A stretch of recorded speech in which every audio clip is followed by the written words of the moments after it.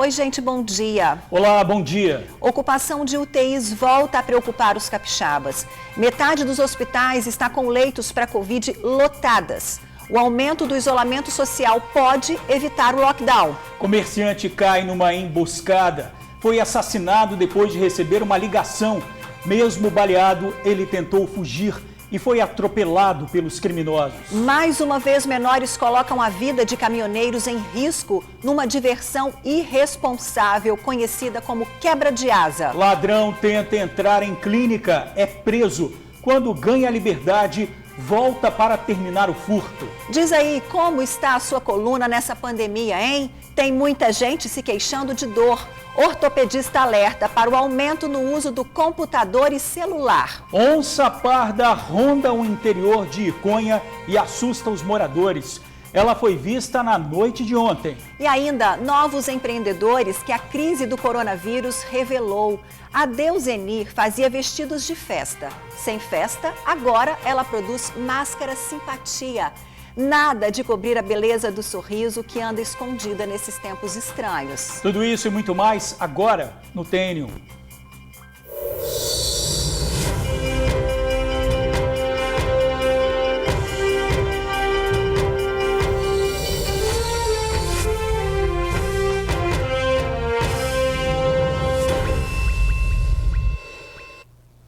O TN1 traz a atualização dos números da pandemia do coronavírus no Espírito Santo.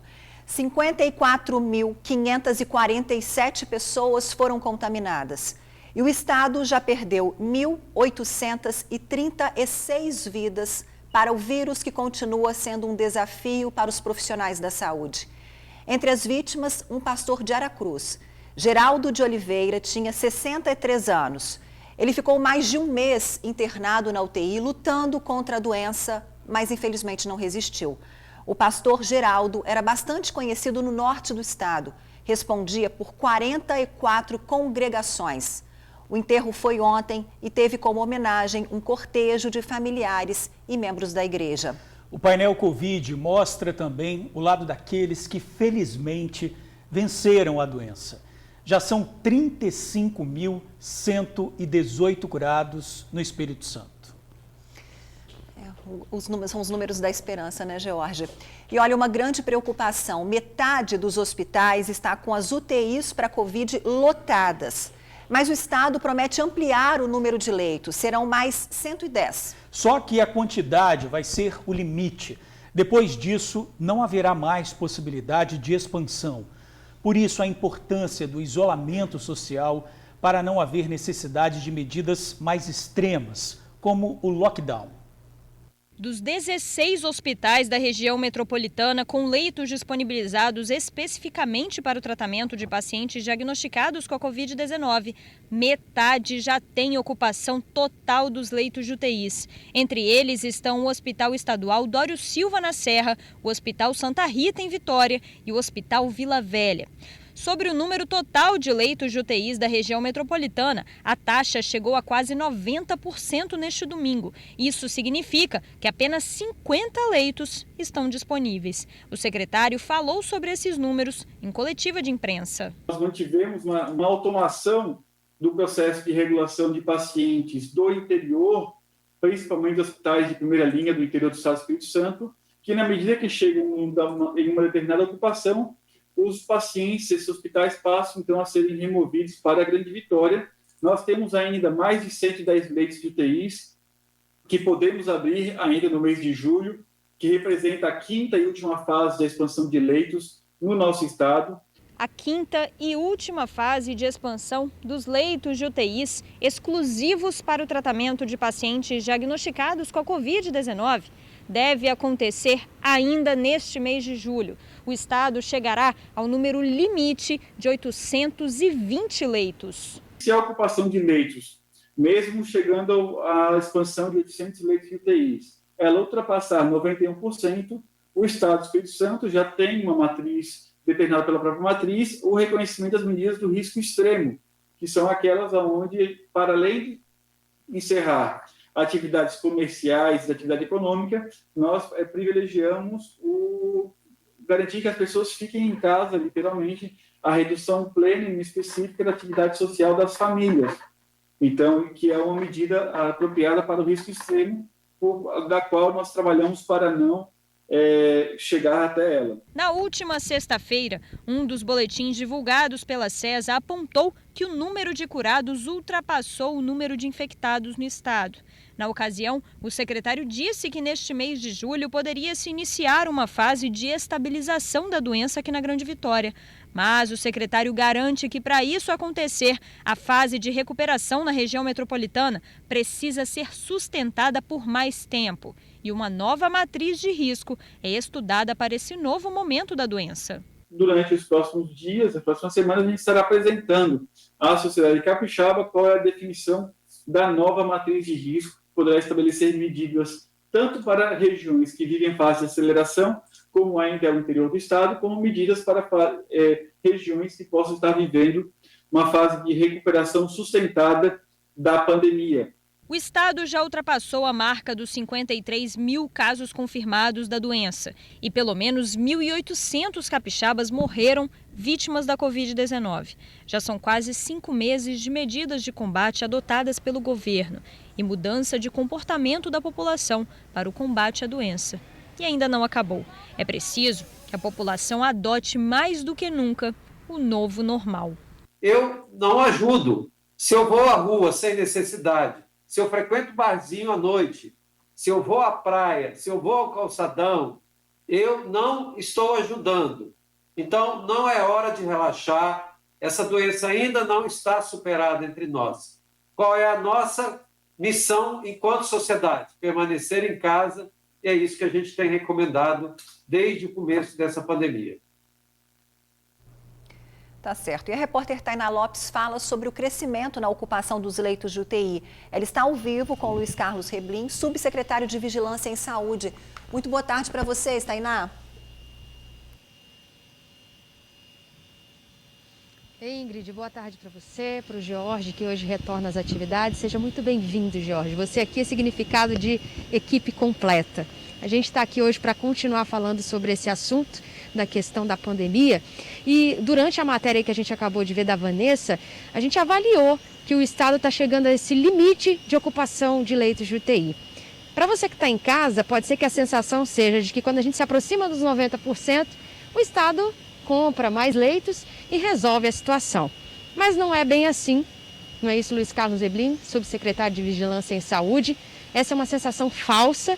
Esse número de leitos não corresponde a recuperar todas as pessoas que podem vir a se contaminar com essa doença. Bem, boa tarde. Na verdade, o Estado fez um planejamento para, no limite da pandemia, aquilo que a gente acredita que seja suficiente para atender a todas as pessoas, instalar 800 leitos de UTI disponíveis para o SUS. Nós já instalamos 690, faltam 110. Então tem um limite, que é a nossa capacidade de área física, de equipes, né? E nesse momento a nossa taxa de ocupação desses leitos ultrapassa 85%, especialmente de uma pressão maior das pessoas que moram no interior do estado, onde a pandemia passou a circular com mais intensidade. Então, mesmo que a gente possa pensar que o pior já passou, que nós estamos numa outra fase, esses números indicam que a gente ainda precisa se preocupar. O número de mortes continua alto, portanto é necessário que as pessoas continuem cumprindo com a sua parte, que é permanecer em casa. Não tem nesse momento segurança para a gente sair circulando como se a vida tivesse voltado ao normal. Não voltou, e mesmo depois que passar essa primeira onda, nós vamos ter que ter um outro comportamento, porque a doença ainda vai permanecer entre nós. A gente está falando sobre a questão do interior do Espírito Santo, a gente destaca aqui Linhares, Cachoeiro, Colatina e Aracruz, que lideram o ranking de casos de Covid-19 fora da Grande Vitória. O que tem acontecido? Qual a justificativa, para a gente poder compreender melhor desse número significativo nesses municípios do interior do Espírito Santo? A doença migrou ou ela já tinha migrado, as pessoas relaxaram? Qual é a avaliação da Secretaria Estadual de Saúde em relação a esses números? Acho que tem um pouco de cada uma das coisas que você elencou. né? A doença, ela no Espírito Santo, ela tem uma fase que ela iniciou na Grande Vitória, um tempo depois, mais de 2 semanas depois, ela passou para o interior. Então o interior vive, do ponto de vista da pandemia, um atraso em relação à Grande Vitória. E nesse momento o interior está vivendo o que a Grande Vitória vivenciou no final de maio e junho, que é um número altíssimo de casos, de muita internação.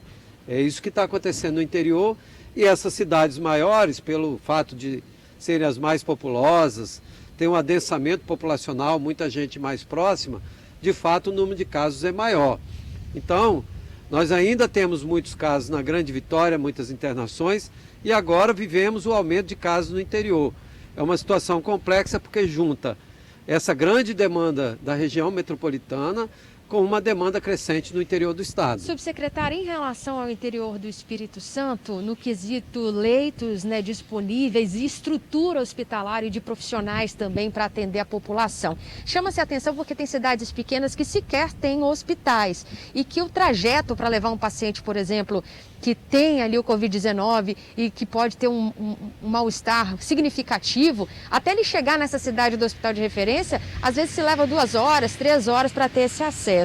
O governo do estado pretende e está trabalhando para também equipar e dar mais estrutura a esses pequenos municípios, porque a Grande Vitória a gente já sabe, tem todo um treinamento de profissionais, tem hospitais aqui com capacidade para atendê-los, mas e no interior do Espírito Santo? O que o estado está programando diante deste aumento de número significativo no interior do estado para poder, de fato, fornecer a essa comunidade, a essas comunidades, um tratamento adequado do Covid-19? Nós estabelecemos junto com os municípios uma capacidade de acompanhar as pessoas na chamada atenção básica, onde mais de 85% dos pacientes vão ser atendidos. E cada cidade instalou, por menor que fosse, uma capacidade de observar pacientes intermediários, aquele que precisa de uma observação que ainda não precisa de um leito hospitalar, e rapidamente transferir uma pessoa que aponta sinais de que vai caminhar para uma situação mais grave.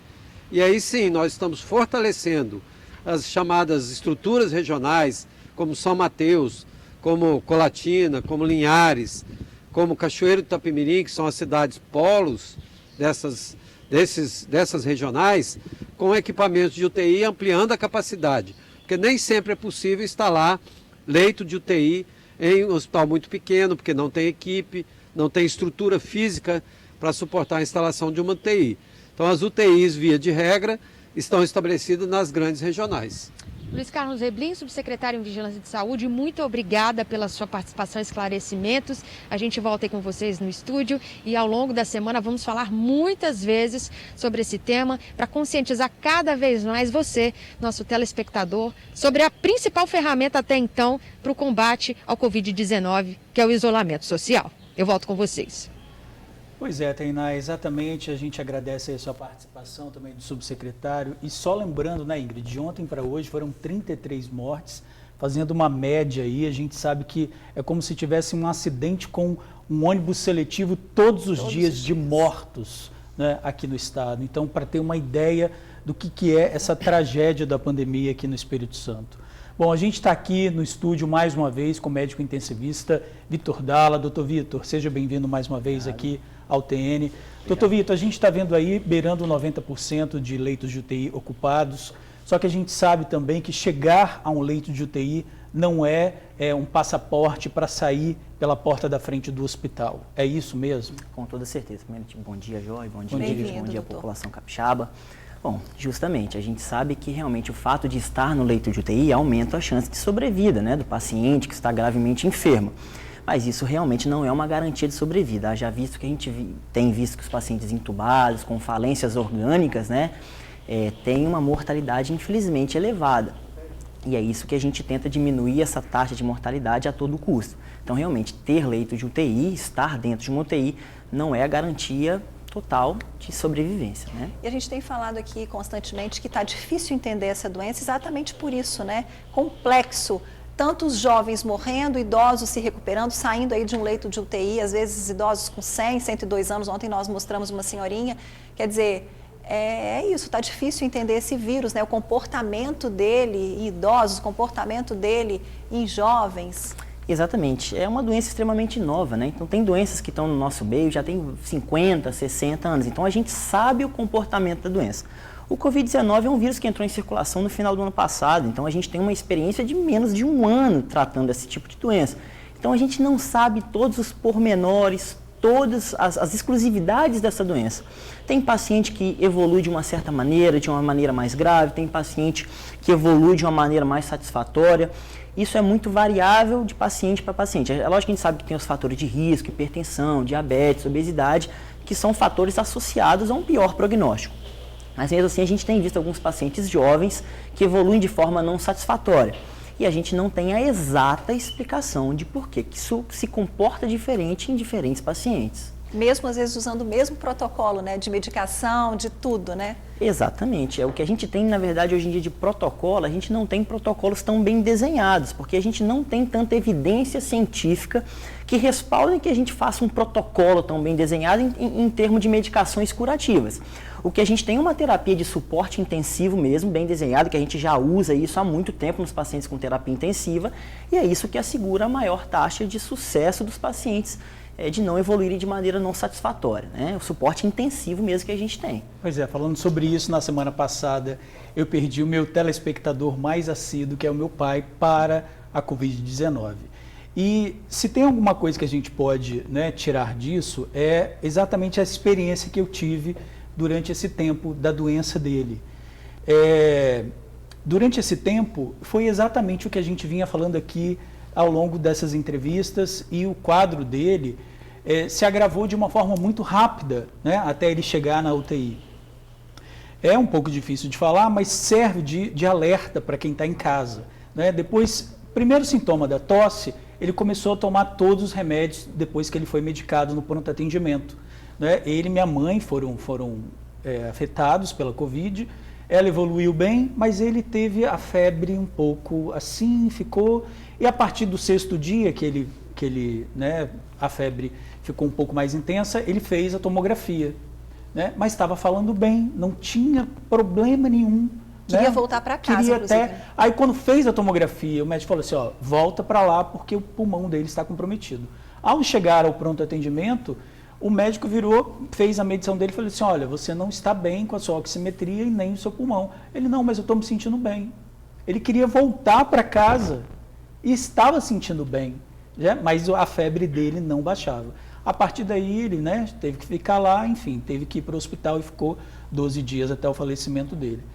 Então a pergunta que eu faço é o seguinte, há como, no meio desse tempo, enquanto você está sendo medicado, você ter um sinal de tipo, olha, minha febre não está baixando, eu posso fazer esse raio-x antes, eu tenho como procurar antes do meu pulmão ser tomado por isso, é uma coisa mais cedo. Porque é uma doença muito traiçoeira, muito traiçoeira, rápido, né? Você não percebe que você está sendo tomado Você está bem e no outro aquilo. dia você está muito ruim, né? Exatamente.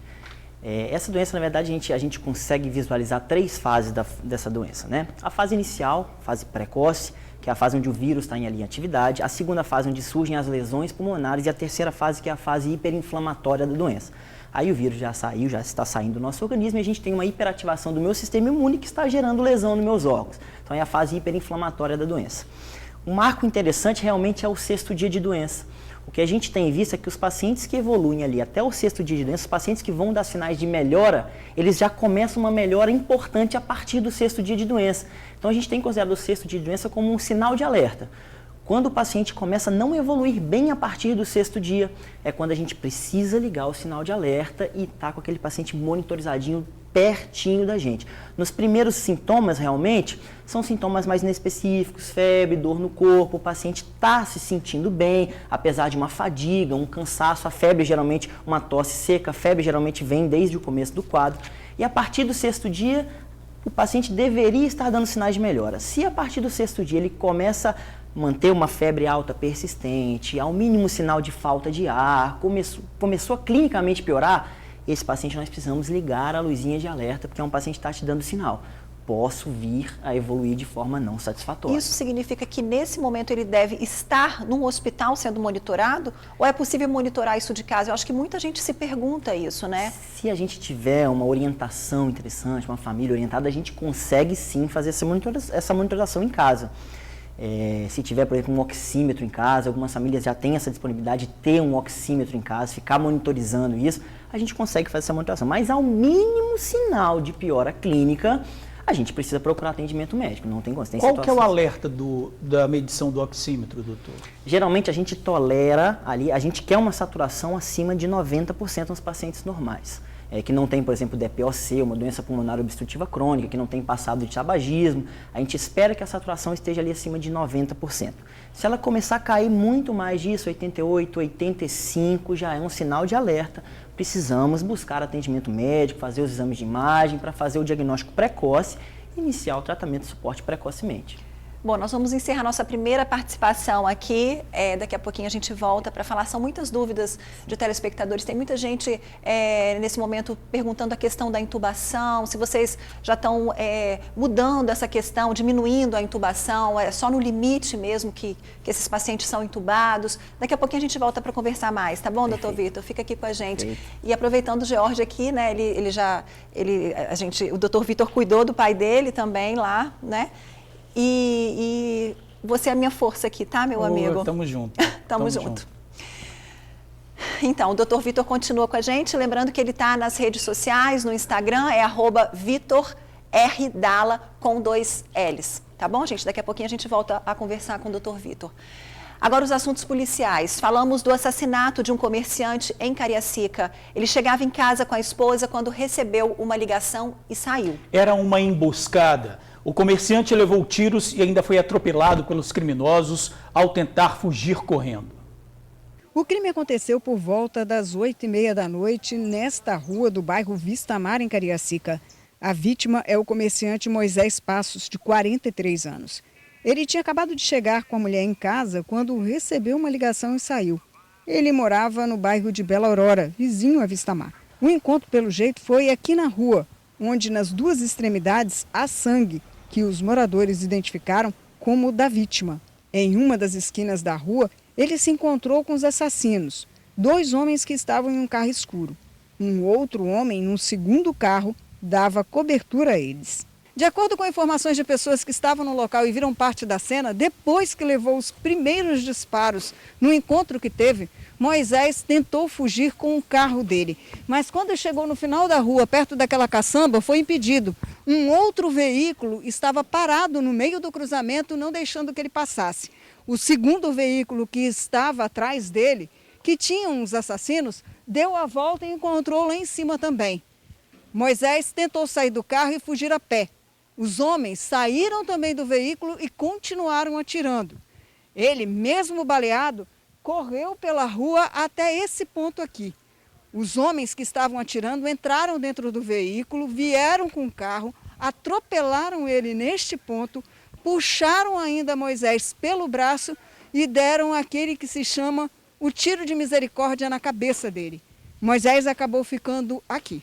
Moisés chegou a correr por 150 metros, mas baleado não foi muito longe. No total, a perícia contou 6 perfurações no corpo dele. Após o crime, testemunhas viram ainda os assassinos passando mais uma vez de carro no local para se certificar de que o comerciante estava morto. Moisés tinha uma loja de instalação de som automotivo em Cariacica. Os irmãos da vítima estiveram na DHPP, mas não quiseram gravar entrevista. O motivo do crime e a autoria serão investigados pela Divisão de Crimes contra a Vida de Cariacica. Pois é, gente, segundo a Polícia Civil, até agora ninguém foi preso e outras informações não serão repassadas para não atrapalhar as investigações.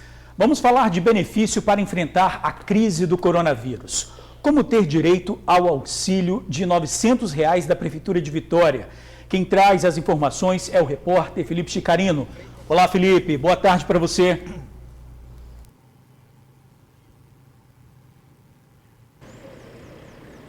Olá, George, seja muito bem-vindo. Ingrid, amigos do TN, boa tarde para vocês, boa tarde a todos. É sobre isso mesmo que eu vou conversar aqui com o coordenador do Comitê Covid-19 da Prefeitura de Vitória, o Bruno. Primeiramente, Bruno, muito boa tarde.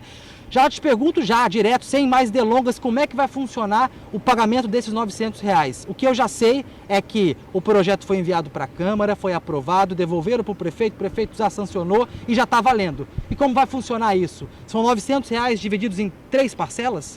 Boa tarde, Felipe. Boa tarde a todos que nos assistem pela TV Tribuna. Bom, de fato, hoje o prefeito de Vitória sancionou o projeto. Quero, inclusive, em nome da Prefeitura, agradecer à Câmara de Vereadores, que trabalhou no final de semana para a aprovação do projeto e hoje foi sancionado. Então, a partir de agora, nós entramos na fase da operacionalização, né? São cerca de 3.500 famílias que receberão esse benefício. Importante dizer que essas famílias não precisam ir até um serviço da assistência social, são famílias que estão já cadastradas no CAD único, no cadastro único do governo federal para os benefícios da assistência social.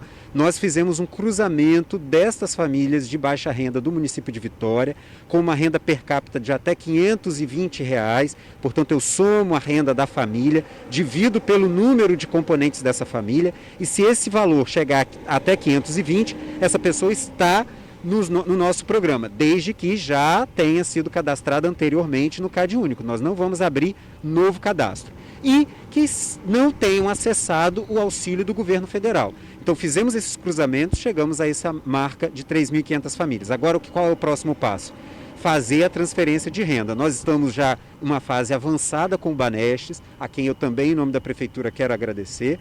Provavelmente nós faremos um cartão social, não é? Assim como o Banestes e o governo estadual fizeram durante as chuvas, não é? Com aquele cartão reconstrução para as famílias que perderam tudo. Então nós vamos fazer esse cartão e vamos entregar para essas famílias.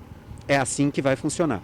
Elas vão receber esse cartão e a cada mês, julho, agosto e setembro, vão receber nesse cartão crédito de R$ 300. Já existe uma previsão, porque, por exemplo, a gente já tem aí a terceira parcela do auxílio emergencial, né, sendo paga, então esse projeto da Prefeitura de Vitória é da Prefeitura de Vitória, viu, gente? Ah, mora em Cariacica, não vai ser pleiteado, são os moradores aqui da capital, aqui de Vitória.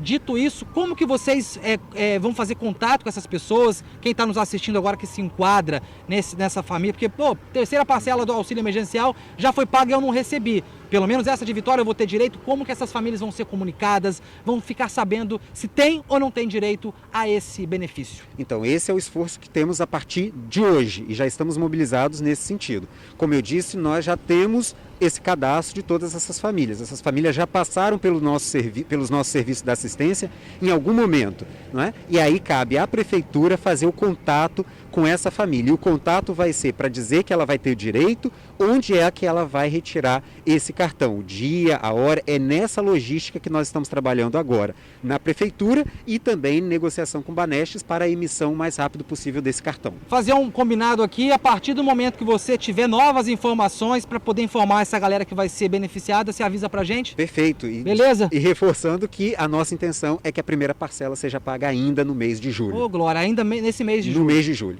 Beleza, então. Obrigado, viu? Eu que agradeço. A gente falou aí desse auxílio, não deixa de ser um auxílio emergencial voltado para essas famílias, 3.500 famílias aqui de Vitória que estão em extrema vulnerabilidade social, que não foram contemplados com o auxílio emergencial do governo federal, mas que agora vão conseguir então aí ter acesso a esse benefício. George, seja muito bem-vindo, viu, meu irmão? Eu amo muito você, estou torcendo muito para que você e sua família possam superar o mais rápido possível essa perda aí irreparável. Beijo grande para você, viu? Tamo junto. Obrigado, Felipe, obrigado mesmo. Meu pai está vivo aqui com a gente. Obrigado. Minha força. Aconteceu de novo. Menores foram flagrados forçando caminhoneiros a fazer manobras perigosas na BR, a chamada quebra de asa. Foi no quilômetro 140 da BR-101 em Itapemirim. 2 adolescentes de 16 anos entravam na frente dos caminhões. Durante a abordagem, eles confirmaram que faziam parte de grupos de brincadeira chamada quebra de asa. Eles forçam os motoristas a mover a carroceria de um lado para o outro, o que tira as rodas da pista. Uma atitude muito perigosa. Já é o segundo flagrante da Polícia Rodoviária Federal em menos de um mês.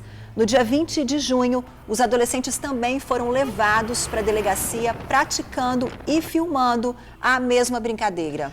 Isso daí é uma tentativa de assassinato, né, gente? Isso daí não é uma brincadeira. Brincadeira está longe de ser brincadeira. O Conselho Tutelar foi acionado e se encarregou de levar os envolvidos à delegacia. Por favor, né? Pois é, que sejam punidos, né, gente? Por favor. Motorista de caminhão avança sinal de trânsito e bate em carro. O acidente aconteceu num cruzamento da capital. Ele disse que não viu que o sinal estava vermelho por causa do reflexo do sol. O acidente aconteceu cedo, no cruzamento das avenidas Leitão da Silva e Maruípe. O caminhão pegou em cheio o carro da assistente social Cláudia. Ela seguia para o trabalho.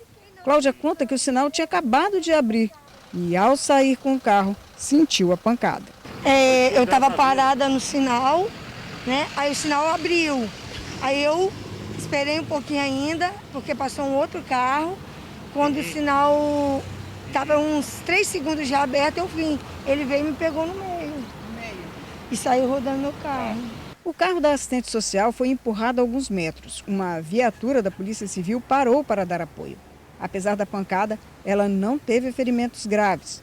O motorista do caminhão, abalado, reconheceu que avançou o sinal e disse que foi atrapalhado pelo reflexo do sol. Eu não vi, entendeu? Eu só sei que quando eu estampei os carros aqui já arrancando, infelizmente eu não consegui parar. Pode ver que está a marca da freada ali, porque o sol ele pega a gente de cara aqui, e o caminhão é alto, é grande, entendeu? Então eu acredito que foi isso que me atrapalhou muito. O senhor não viu que o sinal já tinha fechado? O sinal já tinha fechado. Apesar do acidente ter sido no meio do cruzamento, o trânsito local fluía sem retenção da via. Olha, os carros já foram retirados da pista e o trânsito flui normalmente. Agora, a história de um ladrão abusado, viu? De madrugada, ele invadiu uma clínica de fisioterapia em Vila Velha, mas foi flagrado pela polícia e levado para a delegacia. O suspeito acabou liberado e, acreditem, voltou à clínica para concluir o furto. O alarme disparou e ele foi parar na cadeia pela segunda vez num único dia. É a mais pura verdade. Essa loja que fica no centro de Vila Velha, que vende produtos para fisioterapia, foi furtada 2 vezes no mesmo dia pelo mesmo suspeito. O primeiro furto aconteceu logo pela manhã. O dono da loja ficou sabendo por conta do alarme do estabelecimento. Quando eu pedi para me avisarem se estivesse apitando a parte interna, que eu iria lá para ver o que estava acontecendo. Aí foi o que aconteceu. Me ligaram depois, 5 minutos depois, avisando que tinha alguém na parte interna da clínica, parte da cozinha, setor da cozinha atrás. A equipe da Polícia Militar trouxe o sujeito aqui para o DPJ de Vila Velha. Ele prestou depoimento. No meio da tarde, entre 3h30 e 4 horas, ele foi liberado. Saiu. Mas adivinha para onde ele voltou? Ele voltou aqui para a loja, provavelmente para continuar com o furto. Essa segunda ocorrência foi atendida pela Guarda Municipal de Vila Velha. Ele até tentou inventar uma história, mas não colou. Foi detido mais uma vez. Voltou para o DPJ. Assim que nós finalizamos a detenção dele, nós fomos verificar a situação e o proprietário informou que era o mesmo indivíduo que ele havia trazido aqui para a Delegacia Regional de Vila Velha por ter cometido o furto pela parte da manhã. O subinspetor da Guarda acredita que o motivo do furto tem relação com o uso de drogas. Ele informou que tinha retornado lá para buscar uma mochila que ele teria deixado no furto pela manhã. Só que na verdade essa mochila não existia, o que existia era os mesmos elementos, os mesmos materiais que ele não havia conseguido levar na primeira tentativa pela parte da manhã. Ele informou que é morador em situação de rua, que também é usuário, e que teria cometido este crime para o sustento do seu vício. Nessas fotos, a primeira abordagem, o suspeito está só de camisa. A segunda mostra quando ele foi pego de novo, agora com uma blusa de frio. O dono da loja ficou surpreso com a cara de pau do indivíduo. Agora ele me deu um prejuízo, porque ele quebrou algumas coisas, sei porque estava ensandecido, de repente por causa ficou preso. Ele estava falando que ficou preso lá e que ninguém deu comida para ele. E aí ele quebrou um monte de coisa, quebrou meu micro-ondas que ele pegou, quebrou esteira, saiu. E aí conseguiam pegar ele lá no cantinho da clínica. E aí de novo algemaram ele, a gente conseguiu agora trazê-lo de volta para cá, não sei o que vai acontecer agora. Depois de ter passado basicamente o dia todo na delegacia, o empresário saiu com um saco com algumas coisas que foram levadas pelo suspeito. Olha só, misteira, refletor, até um prato de micro-ondas. E um prejuízo de R$5.000 do que foi quebrado na hora que o suspeito invadiu a loja. Extasiada, eu não consigo entender como é que a gente está passando por um problema desse, uma pandemia, ainda passa por percalços desse sentido, tem esse tipo de agressão à nossa integridade e até ao nosso patrimônio. E, poxa, eu acho que o mínimo que eu esperava era um pouco mais de qualidade nessa punição, sabe, a essa pessoa. Fala sério, 2 vezes sem punição já seria demais, né? O suspeito foi autuado por tentativa de furto e já está no presídio. Uma onça parda está rondando o interior de Conha, na região sul do estado. O animal foi visto ontem à noite e assustou os moradores. A foto da pegada do animal foi postada nas redes sociais. 3 pessoas da localidade de Bom Destino viram a onça. Ela estava no quintal de um morador, saiu correndo e quase foi atropelada por uma moto. A Defesa Civil foi avistada e emitiu um alerta sobre a aparição da onça. Pediu que a população ficasse em casa e com as portas fechadas. O Corpo de Bombeiros fez buscas, mas por enquanto a onça parda não foi encontrada.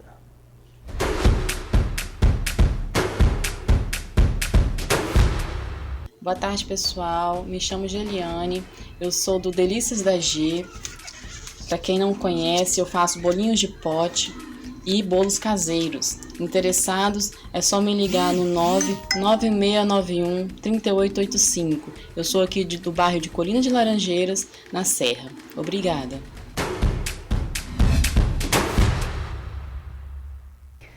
Aí, bolinhos de pote, Momento sabores variados. Você pode escolher o seu sabor. Pode almoçar um bolinho de pote? Não é, ninguém colabora com a nossa dieta aqui. Definitivamente hoje nós recebemos, não foi, George? Nossa, de manhã tem que agradecer cedo. a dona Roseli. A dona Roseli mandou um bolo pra gente gigante com calda de chocolate. Bolo, pão, casadinho, canjica. A canjica eu vou levar para casa, não dá para abrir que não, senão ó, o pessoal, as formigas da redação comem tudo. Pois é, gente, vocês viram aí, ó, que delícia os bolos de pote. Vamos encomendar, vamos ajudar. 99691-3885, 99691-3885, adoçar aí a nossa vida. E as pessoas também podem mandar, a gente está esperando o vídeo de quem está em casa, não é, George? Pois é, você também pode mandar o seu vídeo, ó, é só mandar para o nosso WhatsApp, 997922530, 997922530. Estamos esperando o seu vídeo. O uso de máscaras faz parte do nosso novo normal e muita gente encontrou na produção do acessório uma fonte de renda. Tem máscara de todo tipo, mas sempre é possível criar novidades. A Deuseni é costureira e pensou em criar uma proteção que não escondesse os sorrisos. Funcionou, hein? E de quebra ajudou surdos e mudos. Luz na passarela que lá vem ela. Embaixo do sombreiro azul, o sorriso, mesmo com máscara. Esta aí é a Deusenir, costureira que insiste na permanência dos sorrisos e também na necessidade de se reinventar. Antes da pandemia, a Deusenir produzia aqui no ateliê dela roupas, como por exemplo, esses vestidos para noite. Olha que beleza! Ai, coisa boa, hein? Pois é. Só que veio a pandemia, aí as encomendas zeraram. Deusenir olhou para o espelho e falou, e agora? O que eu faço? E ela tem feito o que ela faz muito bem, que é se reinventar, buscar sorrisos até onde não tem. Comecei a pesquisar aqui, pesquisar ali, e fui pesquisando, e da pesquisa fui reinventando em cima daquilo que eu pesquisava, entendeu? Porque usar máscara é difícil, falar a verdade é difícil.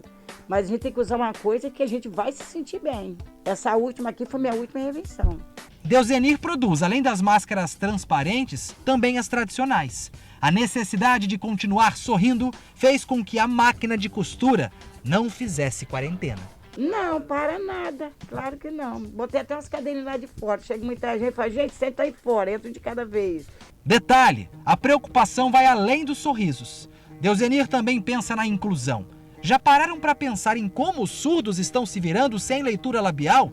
Afinal de contas, nem todo mundo conhece Libras. Para você conversar com alguém que tem problema de audição, essa máscara aqui, nosso Deus, é show. Você acaba o problema. A produção de máscaras é passageira. Deusenir espera, o mais rápido possível, voltar a costurar seus vestidos e continuar a sorrir, mas sem a necessidade do uso de máscaras. Mas estou me divertindo bastante fazendo máscara. Faço bastante, graças a Deus.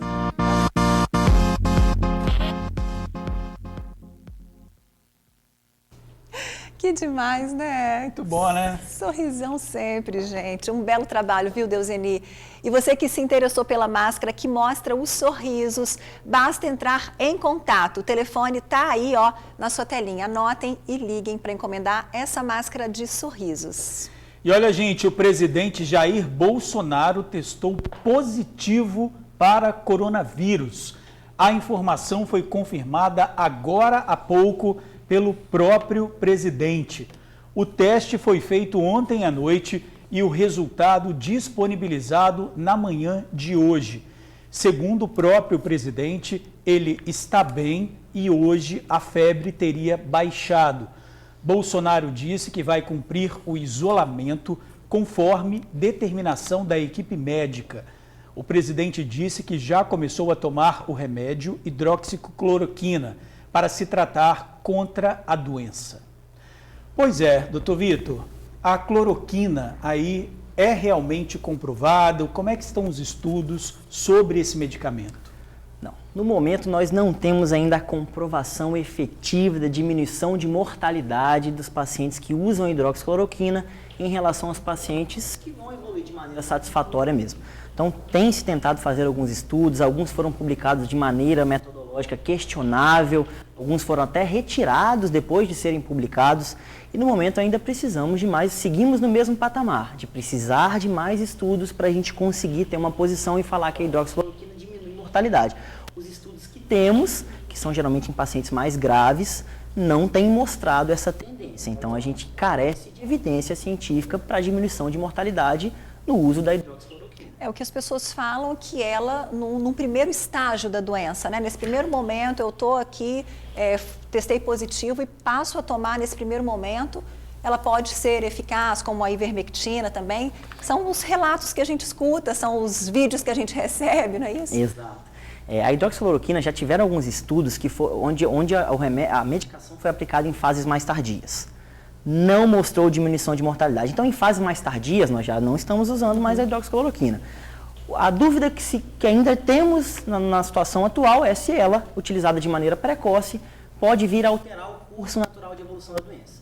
Ainda precisamos de mais estudos, então a nossa pergunta hoje em dia é ela administrada na fase precoce. Nas fases mais tardias, nós já não temos feito uso da medicação por carência de evidência científica realmente. Quanto à ivermectina, né, que é um antiparasitário que já está no mercado há mais de 40 anos, já tem muito tempo, temos estudo apenas in vitro. O que isso significa? Estudos apenas dentro de um tubo de ensaio. Não fizemos esse teste em humanos para avaliar qual que é a diferença entre um paciente e outro. A gente tem isso dentro de um tubo de ensaio, onde a gente satura esse tubo de ensaio com concentrações muito elevadas, doses muito maiores de ivermectina do que a gente daria em humanos.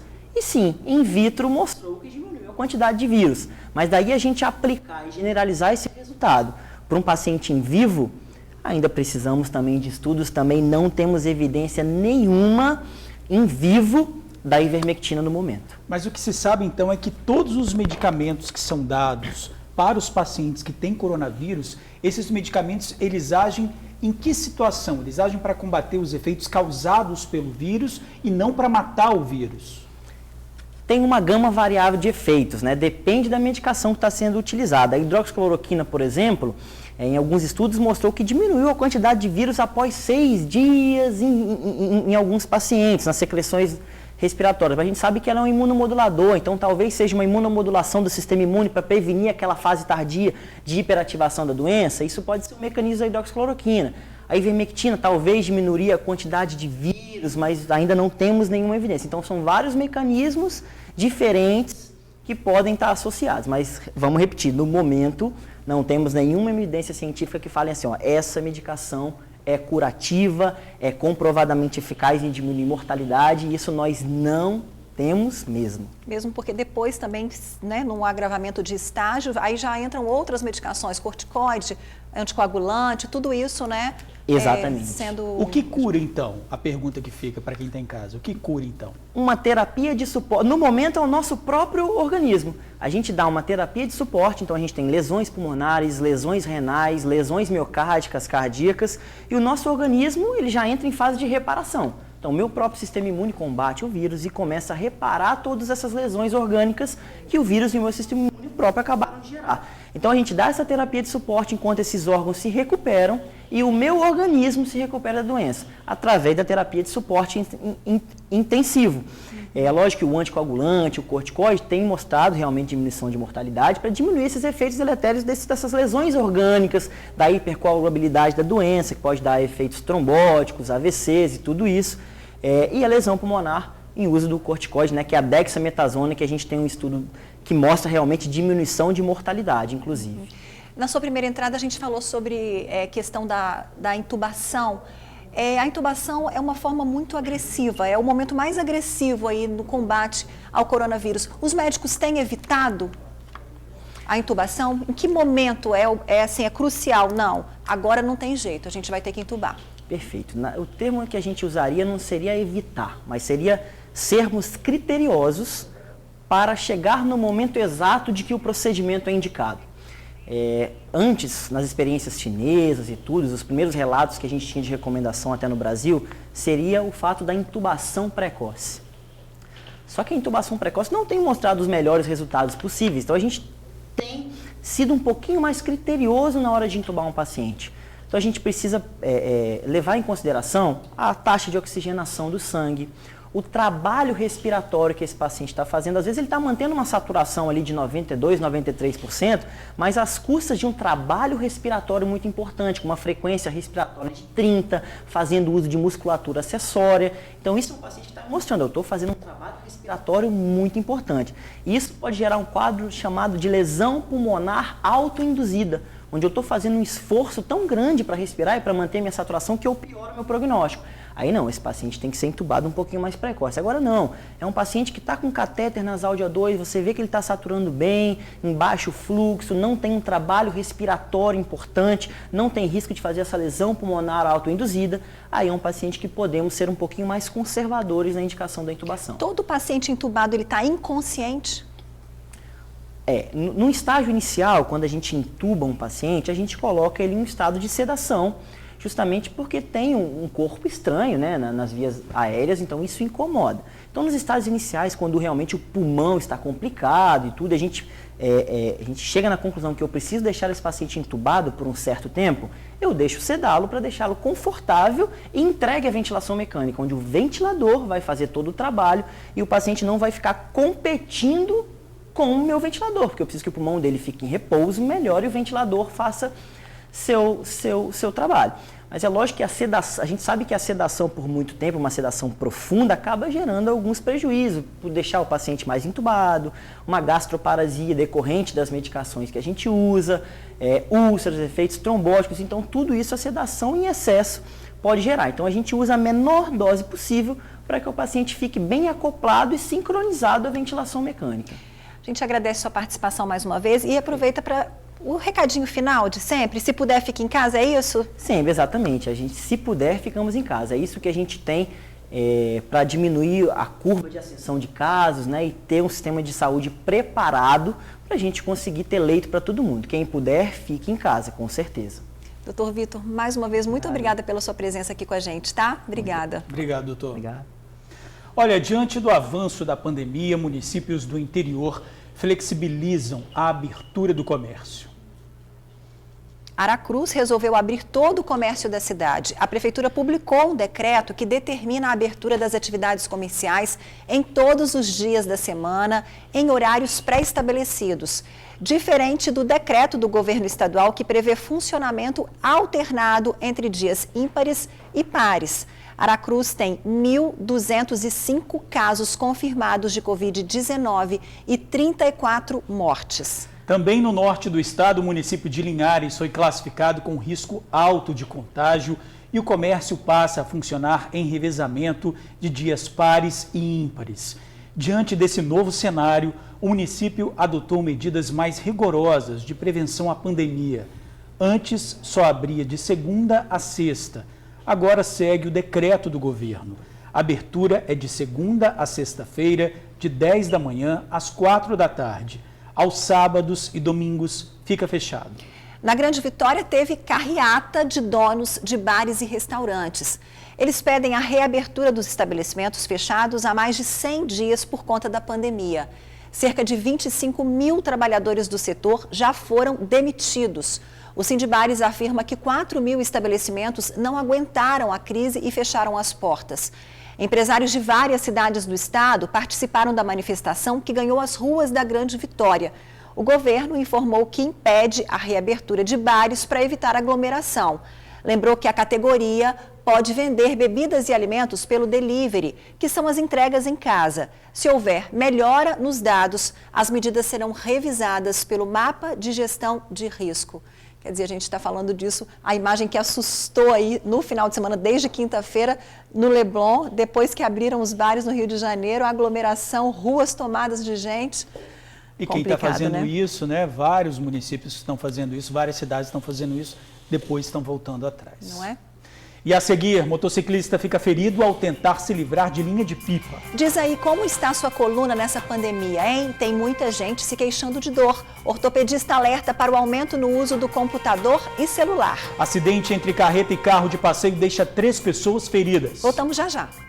Brincadeira que pode provocar risco à vida. O motociclista ficou ferido tentando se livrar de uma linha de pipa. Ele seguia pelo bairro Ilha dos Aires, em Vila Velha, quando foi surpreendido pela linha que cortou o dedo e o nariz do jovem. A Guarda Municipal prestou ajuda até a chegada do SAMU. Soltar pipa é brincadeira das mais antigas. Até aí, tudo bem.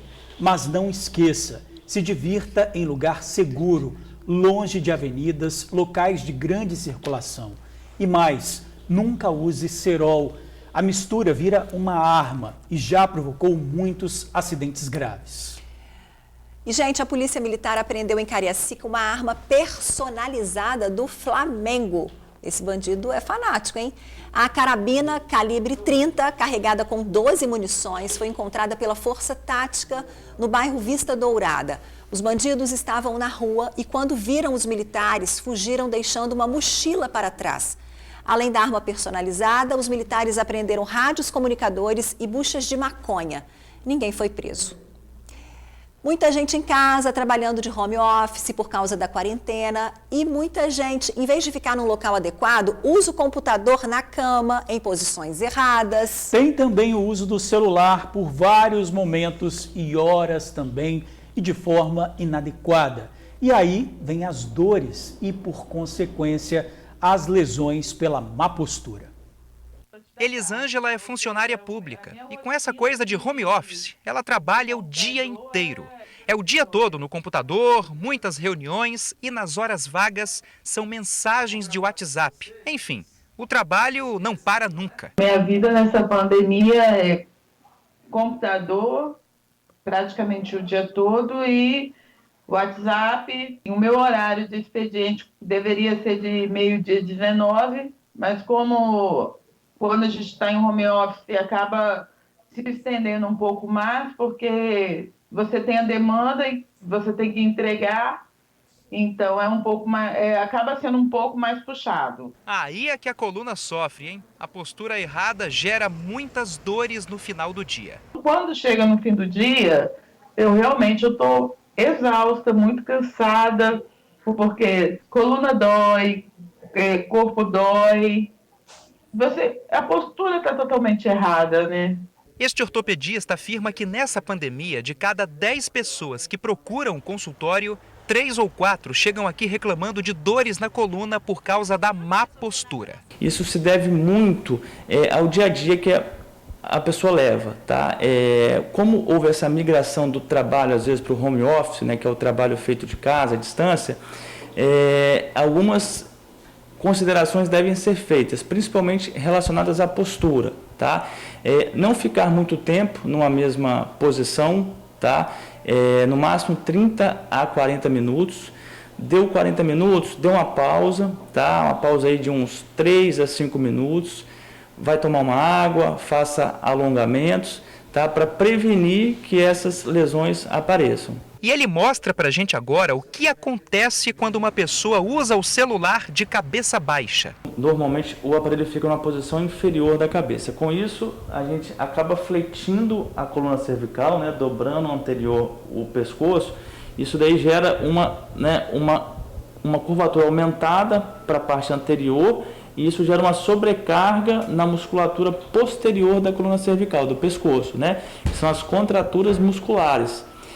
Isso gera os nódulos, gera os processos inflamatórios. Com isso, ao longo do dia ou dos dias, gera dores, pode gerar cefaleias, que são as dores de cabeça na região posterior da cabeça, principalmente no final do dia. Agora, a postura no computador também deve ser alvo da nossa atenção. Nós recomendamos que a altura da tela do computador seja na altura da face, na altura dos olhos. Então, com isso você pode usar uns livros ou alguns suportes para elevar essa tela do monitor, tá? Então, se ele está no nível mais baixo, você acaba também fletindo o pescoço, gerando essa sobrecarga na região posterior da coluna cervical e também uma sobrecarga na região lombar, que é a parte baixa da nossa coluna, tá?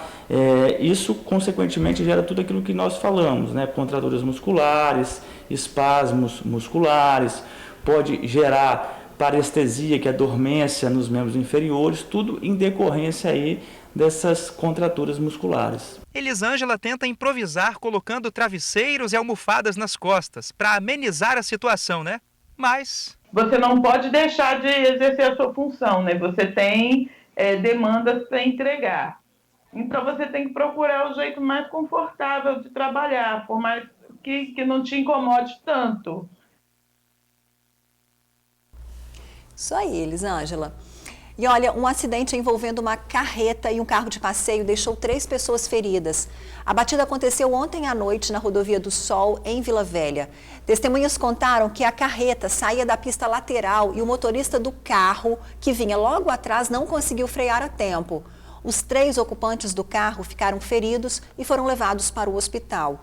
O motorista da carreta registrou a ocorrência na base da Polícia Rodoviária Estadual da Barra do Jucu e foi liberado em seguida. Terça-feira, 7 de julho, vamos juntos conferir o que o jornal A Tribuna traz em destaque. Programa para criar empregos vai ter salário por hora e sem FGTS. Aqui na foto principal, o teste revela as melhores máscaras de pano. Procon tira dúvidas sobre redução da mensalidade escolar. Nova fase de testes para a vacina chinesa começa em 2 semanas no país. Bolsonaro tem sintomas de Covid e cancela a agenda. E ainda destaque no jornal A Tribuna desta terça-feira. No AT2, é difícil a vida de solteiro na pandemia. Famílias fazem estoque de chocolate. E Benfica joga pesado para tirar Jesus do Flamengo.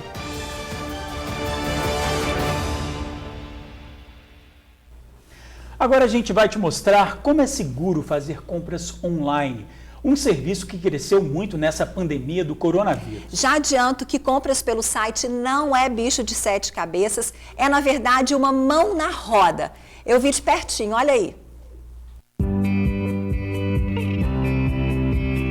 Um mundo de cores, tonalidades, produtos. O pedido chegou pelo site. Márcia analisa, pega o carrinho e vai às compras para o cliente. A escolha é do consumidor e em tempos de pandemia, ele está cada vez mais exigente. Leonel que o diga, no início veio a dúvida, a desconfiança, não queria sair de casa para se proteger do coronavírus. Mas compras pelo mundo digital não seria um bicho de 7 cabeças? Me surpreendeu muito, é de ótima qualidade. O atendimento é excelente, me deram muita atenção. Quem busca o site e as compras online, é claro, cria expectativas. Além das mercadorias certas, também espera receber no conforto de casa os produtos no prazo estabelecido.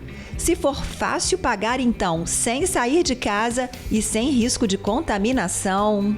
No início, o acesso ao site, a escolha dos produtos, a disposição dos produtos no site, ela é muito clara, então é muito fácil de você efetuar essa compra. e eu faço o pagamento no site mesmo também. É bastante fácil.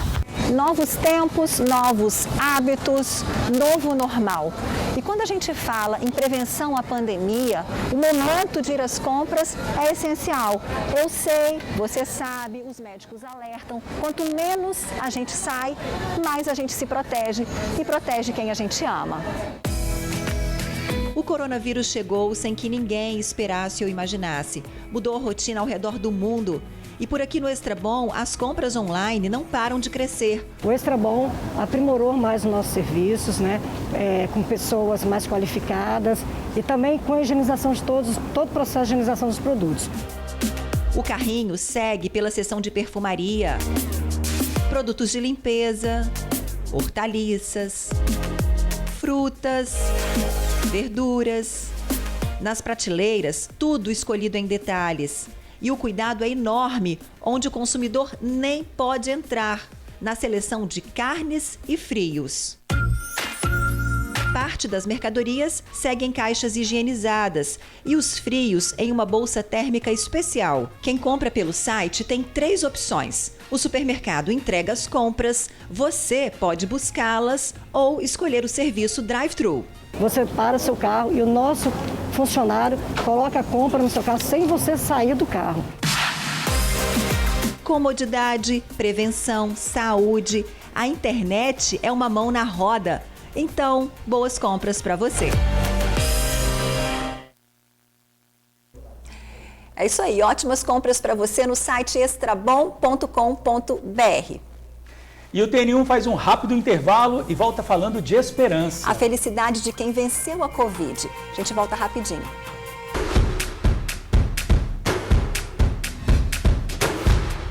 Olá, meus amigos da TV Tribuna. Eu me chamo Ronilson, sou fotógrafo de casamento e nós estamos aqui apresentando 2 pacotes especiais para você que está casando nesse período, mas não quer deixar as coisas passarem em branco. Para você que vai casar ou só casou no cartório, nós temos um pacote especial. Nós vamos em um lugar bonito da Grande Vitória e fazemos uma sessão romântica. Você, a noiva, o noivo e o fotógrafo. E nós estaremos protegidos com a máscara, álcool em gel, tomando todos os cuidados devidos. Agora, se você é daquelas noivas que sonhou com aquele momento entre você, o noivo, e a família, que é o famoso mini casamento que estão se programando para o final do ano e do começo do ano, nós também temos um pacote especial para você.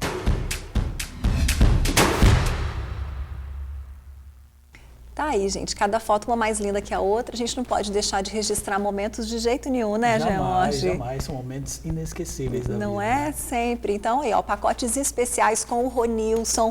O número dele é o 98100-4038. 98100-4038. Liguem para o Ronilson. E olha, tem recado do Sebrae para você. Vamos ver. Desde o início do isolamento social, o Sebrae tem estado ao lado dos micro e pequenos negócios. E agora é hora de continuar junto. São 10 milhões de reais em consultorias gratuitas e online. Acesse sebrae-porondecomeçar.com.br. E agora mais um vídeo cheio de emoção, alegria e gratidão. A alta de uma idosa que estava com a Covid. Dona Vera Lúcia Moreira, de 72 anos, ficou mais de 50 dias no hospital, 28 na UTI. O estado de saúde dela se agravou e Dona Vera precisou, inclusive, de auxílio do respirador. Então, ontem, ao deixar o hospital, familiares fizeram uma surpresa com flores, aplausos e alegria, muita alegria. A Dona Vera faz parte do grupo de risco pela idade e também pela diabetes e asma. Que vitória, hein? Dona Vera já está em casa, recebendo amor, carinho e tomando os cuidados necessários. Muita saúde aí para todos. E assim, com fé e otimismo, a gente encerra o TN1. Fique em paz, se proteja. Bom demais ter você aqui do meu lado, meu amigo George Bitt. Obrigado, bom voltar, né? Obrigado, amo você, gente. viu? Ó, também. Beijo, tchau, gente. Beijo, gente. Até amanhã. Obrigado.